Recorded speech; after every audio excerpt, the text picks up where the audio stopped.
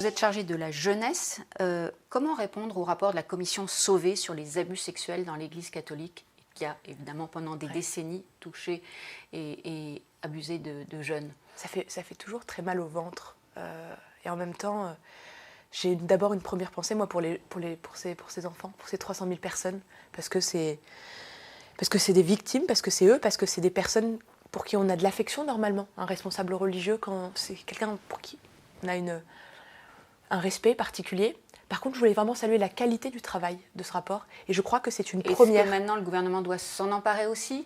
Moi, je crois fondamentalement que quand on a 5,5 millions de violences sexuelles dans notre pays, alors même que la maison est le premier endroit, malheureusement, où ont lieu ces violences sexuelles sur les enfants en particulier, eh bien oui, nous avons commencé dès 2017, on a renforcé, et on est en train de le faire, les contrôles médicaux à 3, 5 ans, 6 ans, 12 ans. On fait passer tous les animateurs sportifs au FIJAS, alors c'est le fichier qui contrôle s'il y a des abus sexuels ou s'il y a eu des condamnations. On a créé avec la ministre des Sports une cellule d'alerte, des kits évidemment de sensibilisation, une adresse mail. Je crois que la parole doit plus que jamais se libérer. Et surtout, j'en profite pour le dire, il y a un numéro, c'est le 119.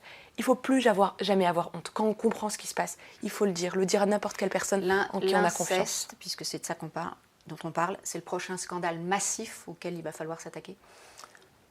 Vous savez, il y a ce tabou des violences sexuelles, et l'inceste, c'est encore plus dur parce que c'est à l'intérieur de sa famille. Moi, je crois que ce tabou, il n'a plus lieu d'être. Il faut lever cette marmite, parce que c'est d'abord des femmes et des hommes qui sont pour certains détruits en profondeur. Alors même qu'on est un pays des tabous. Hein. On a le tabou de la santé mentale, le tabou de l'inceste, le tabou des violences sexuelles. Stop.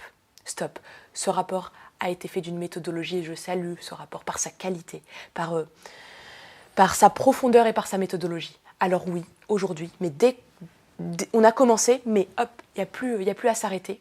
La parole doit se libérer, elle doit être accompagnée, et les victimes aussi.